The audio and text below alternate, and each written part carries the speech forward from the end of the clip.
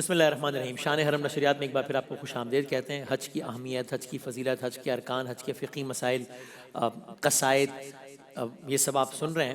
اس segment میں ہم quickly ذرا قرآن کریم نے حج، حجاج، اراکین حج، اس کے بارے میں کیا کہا ہے، اس کو ہم ذرا مفہوم کے زاویے سے یہ آپ کی خدمت میں ہم پیش کرتے ہیں، so that we have a summary, کہ ایک تو وہ ہے کہ حج کے بارے میں ہم بات کر رہے ہیں، علماء کرام سے سن رہے ہیں بڑی اہم ترین باتیں، لیکن قرآن نے حج، حاجی، ارکان حج کو کن الفاظ میں یاد کیا ہے، یا قرآن میں کیا ہے حج کے بارے میں کیا کہا گیا ہے۔ ایسا سفر ہے کہ قرآن اس کو صرف سفر نہیں کہہ رہا، قرآن اس کو ایک بلاوا کہہ رہا ہے، گویا اللہ کے گھر کی طرف بلاوا۔ اسلام کا رکن ہے، لیکن دل کی زبان میں کہیں تو یہ بندے اور رب کے درمیان ایک وعدہ ہے، زندگی کا بڑا وعدہ ہے۔ ہم دیکھیں گے کہ قرآن کریم میں حج، اللہ کے گھر اور حاجی کے بارے میں کیا باتیں آتی ہیں، اور ایک عام مسلمان جو حج پہ جا رہا ہے یا نہیں جا رہا، ان آیات سے اپنی ڈیلی لائف کے لیے میں کیا لیسن لے سکتا ہوں۔ تو آئیں پہلے اللہ کے گھر سے بات شروع کرتے ہیں۔ تو قرآن کیا کہتا ہے اس کو؟ سب سے پہلا گھر، سب سے پہلا گھر۔ قرآن بتاتا ہے کہ سب سے پہلا گھر جو لوگوں کے لیے بنایا گیا ہے وہ مکہ ہے، اسی کو ہم بیت اللہ کہتے ہیں، اسی کو ہم کعبہ کہتے ہیں۔ اور یہ گھر صرف ایک عمارت نہیں ہے، پوری امت کا مرکز ہے، قبلہ ہے، محور ہے، برکت کی جگہ ہے، ہدایت کا مقام ہے۔ قرآن کے الفاظ کا مفہوم یہ ہے کہ اس گھر میں اللہ کی کھلی نشانیاں ہیں، ابراہیم علیہ السلام کا مقام ہے، اور جو اس گھر میں داخل ہو جاتا ہے امن مل جاتا ہے اسے۔ یعنی قرآن کہتا ہے یہ وہ جگہ ہے جس کو اللہ نے امن کی علامت بنا دیا۔ تو جب میں اور آپ، اگر ہمیں اللہ کے حج کی سعادت نصیب ہو تو ہم سمجھیں کسی عام جگہ پر نہیں آئے، ایسی جگہ پر آئیں جس کے بارے میں اللہ تعالیٰ نے قرآن کریم میں کہا ہے کہ امن کی علامت ہے، جہاں خون بہانا جائز نہیں ہے۔ بہت سی عبادت گاہیں ہیں، لیکن پہلا گھر، اصل مرکز ایک ہی ہے۔ یہ بھی کعبے کی انفرادیت ہے، مکے کا یہ گھر جس کی سمت مڑ کر پوری دنیا کے مسلمان نماز پڑھتے ہیں، چاہے کراچی میں بیٹھا ہے، کوئی نیو یارک پہ کھڑا ہے، کوئی افریقہ کے کسی گاؤں میں ہے۔ اب حج پہ آتے ہیں، یہ تم نے خانہ کعبہ کی بات کری، حج پہ آتے ہیں۔ حج قرآن کی نظر سے حج ہے کیا؟ لفظی طور پہ ڈکشنری میننگ ارادہ کرنا، قصد کرنا۔ تو اس کانٹیکس میں کیا ہے؟ اللہ کے گھر کا پکا ارادہ، وہاں جانے کا ڈیسیشن۔ شریعت کی زبان میں حج کیا ہے؟ مسلمان مخصوص دنوں میں، ذی الحج کی تاریخوں میں مکہ معظمہ جا کر بیت اللہ کا طواف کرے، عرفات میں وقوف کرے، صفا اور مروہ کی سعی کرے، دوسرے مناسک ادا کرے۔ لیکن قرآن صرف یہ نہیں کہتا کہ فلاں فلاں عمل کرو، وہ بتاتا بھی ہے کہ کیوں، کس عالم میں، کس دل کے ساتھ۔ حج کو وہ ایک ایسی عبادت بتاتا ہے جس میں انسان اپنا شہر، اپنا گھر، میرے الفاظ میں کہہ لوں، میں اپنا کمفرٹ زون چھوڑ کر اللہ کے گھر کی طرف چل پڑتا ہے، گویا کہہ رہا ہو کہ یا اللہ میں آج اپنی زندگی کا مرکز بدلنے آیا ہوں۔ حج کا حکم کیا ہے؟ کہا یہ بہت، یہ میں جب پڑھ رہا تھا پھر میں نے علماء کرام سے پوچھا تو یہ بہت ہلا دینے والی بات ہے۔ اللہ کا حق لوگوں پر، دس از بگ۔ قرآن کی ایک آیت مفہوم، ایک آیت میں اللہ تعالیٰ فرماتا ہے لوگوں پر اللہ کا حق ہے کہ وہ اس کے گھر کا حج کریں جو بھی اس تک پہنچنے کی کیپیسٹی یا استطاعت رکھتا ہو۔ اگلا جملہ بھی بہت سخت ہے، جس نے انکار کیا، یعنی ایسا نہیں کیا، تو اللہ ساری دنیا سے بے نیاز ہے۔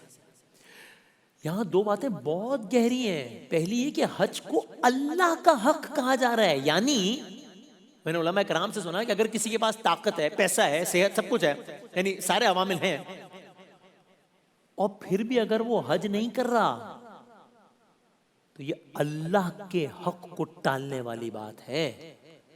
یعنی ہم کہتے ہیں نا، ارے یار میں اگر دنیاوی، میرے دوست نے میرے لیے بہت کچھ کیا، اتنا تو اس کا رائٹ بنتا ہے، I'll do this for him، اس کا حق ہے، اور ہم نہیں کرتے، ہم کیا کہتے ہیں، یار اس کا یہ حق تھا، ہم نے حق مارا ہے، زیادتی کی ہے۔ اللہ کا حق ہے، یعنی یہ نہ کرنا گویا اللہ کے حق کو ٹالنا ہے، اگرچہ اللہ کو اس کی ضرورت نہیں ہے، it is not going to make any difference۔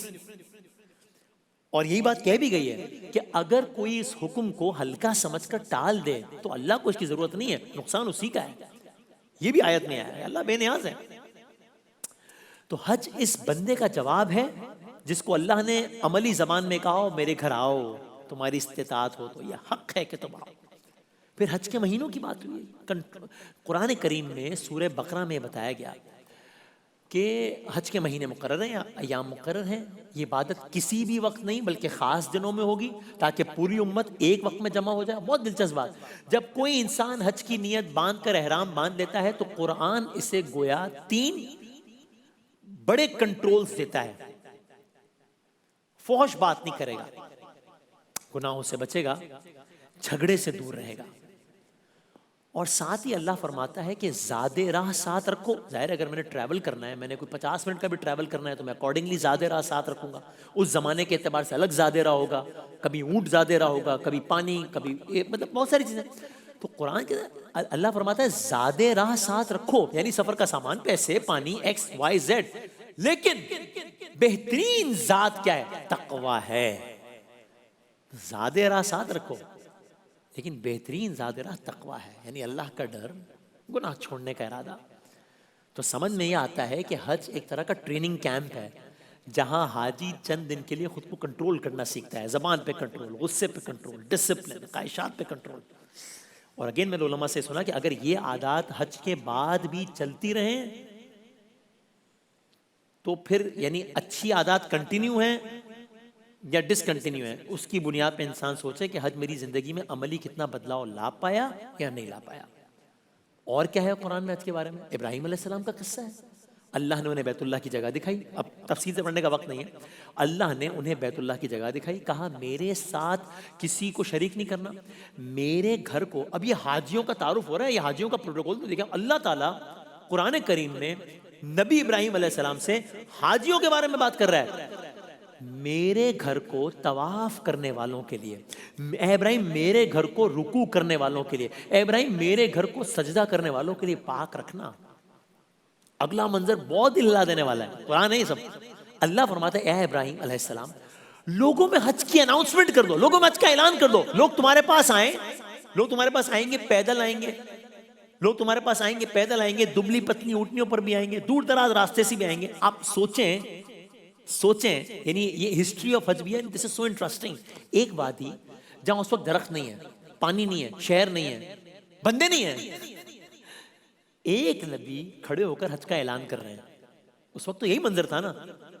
صدیوں بعد آج دنیا کے ہر ملک سے، ہر زبان سے، ہر رنگ سے مسلمان لبیک اللہم لبیک لبیک لا شریک پہنچ رہے ہیں. یہ کیا اللہ تعالیٰ نے یہ سارا منظر دیکھا آپ نے؟ وہ منظر سوچیں جب ایک نبی بظاہر تنہا حج کی صدا بلند کر رہا ہے، اور یہ منظر دیکھیں جہاں لاکھوں آدمین حج لبیک اللہم لبیک، یعنی وہ آواز اور اس کا جواب آج تک دیا جا رہا ہے. حج کے مناظر کی بات ہوئی ہے قرآن میں، طواف، صفا، مروہ، عرفات. قرآن نے کچھ مقامات کو اللہ کی نشانیاں، اللہ کے شعائر اللہ، صفا اور مروہ کو. یہ آدمی جب صفا اور مروہ جب کر رہے ہوتے ہیں صحیح، سامنے آیات جلی حروف میں لکھی ہوئی ہے، شعائر اللہ ہے، یہ اللہ کی نشانیوں میں سے. کہا جو شخص حج یا عمرہ کرے، اس پر حرج نہیں ہے کوئی کہ وہاں سعی کرے. یعنی عام الفاظ میں سمجھ میں آتا ہے کہ طواف، اللہ کے گھر کے گرد گھومنا، اس بات کی علامت ہے کہ اب میری زندگی کا مرکز یہی ہے، میں اس کے گرد گھوموں گا، دنیا کے گرد نہیں گھوموں گا. صفا اور مروہ کی سعی ہمیں جناب ہاجرہ کی دوڑ یاد دلاتی ہے. ایک ماں جو اپنے بچے کے لیے پانی ڈھونڈ رہی تھی اور اللہ نے اس اخلاص کو زمزم سے نواز دیا. عرفات کا میدان، لاکھوں لوگ ایک ہی کپڑوں کی قسم، احرام، ایک ہی جگہ کھڑے ہو کر اللہ کے سامنے سب گناہوں کی معافی مانگ رہے ہیں.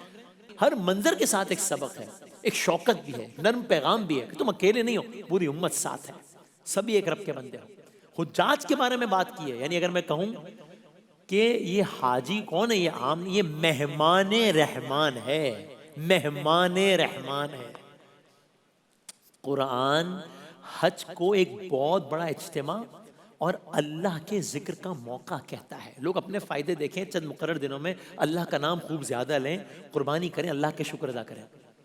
احادیث کا مفہوم یہ ہے کہ جو شخص اللہ کے لیے حج کرے، فحش باتوں سے اجتناب کرے، گناہوں سے بچے، اور یعنی وہ اس حال میں واپس لوٹتا ہے جیسے آج پیدا ہوا ہو. گناہوں سے پاک ہونے کا یہ عالم ہے. اس لیے کہا یہ حاجی مہمان رحمان ہے، اللہ کا مہمان ہے. سوچیں جس کو اللہ نے مہمان بنایا، اس کی دعا، اس کی تکلیف، اس کا پسینہ، اس کے آنسو، Everything will be so precious. اور پیغام حج کے حوالے سے قرآن کیا کہتا ہے؟ گویا زندگی کے لیے روڈ میپ ہے. تو آخر میں سوال یہ ہے، قرآن کے سب مضامین، حج بیت اللہ، ابراہیم علیہ السلام کا اعلان، یہ باتیں ان لوگوں کے لیے کیا معنی رکھتی ہیں جو ابھی حج میں نہیں جا سکے یا جن کو لگتا ہے کہ اپیرنٹلی کبھی جا نہیں سکیں گے؟ قرآن ایک اصول دیتا ہے، علماء سے بات کر کے سمجھ میں آتا ہے کہ اصل یہ تو عمل بہت ضروری ہے ہی، سن لیا ابھی آپ نے کہ جس پر لازم ہے اس کے لیے جانا کتنا اہم ہے، لیکن دل کا سفر بھی ہے. یعنی کیا کہ حج پر جانا بہت بڑی نعمت ہے. حج کا پیغام ہر مسلمان کے لیے ہے. جب وہ کعبے کی تصویریں دیکھتا ہے، جب وہ احرام پہنے حاجیوں کو ٹیلی ویژن پر دیکھتا ہے، جب وہ لبیک کی آواز سنتا ہے، تو وہ دل میں نیت کر سکتا ہے، یا اللہ اگر تم مجھے بلا لے تو میں بھی آؤں گا. اور جب تک نہیں بلایا، میں اپنی زبان، میں اپنی آنکھ، میں اپنے دل کو ایسے کنٹرول میں رکھنے کی کوشش کروں گا جیسے ایک حاجی کو رکھنا چاہیے. خلاصہ کلام، علماء بتاتے ہیں کہ حج کے بعد بھی اگر کسی کی زبان پہ وہی جھگڑا، وہی آنکھ گناہ کی طرف، وہی دل دنیا کے غرور میں ویسے ہی ڈوبا ہوا ہے، تو پھر وہ اپنے آپ سے سوال کہ یہ میں اپنے لیے کہہ رہا ہوں، میرا تو اور کوئی منصب نہیں ہے، کہ یہ میں نے حج کیا ہے یا صرف ایک ٹریول کیا ہے. بس یاد دلاتا ہے کہ اصل عزت یعنی سفید احرام، جہاں امیر، غریب، بادشاہ، مزدور سب ایک لائن میں کھڑے ہیں. اصل رتبہ تو پھر ان میں پھر ڈسکریمنیشن کیا ہے؟ ایک ہی چیز، تقویٰ. تو بس اسی سوال کے ساتھ اختتام کرتے ہیں، اور دعا کے ساتھ بلکہ، کہ اللہ تعالیٰ زندگی میں ہم سب کو، مجھے آپ کو، ہم سب کو حج بیت اللہ کی سعادت نصیب فرمائے انشاءاللہ.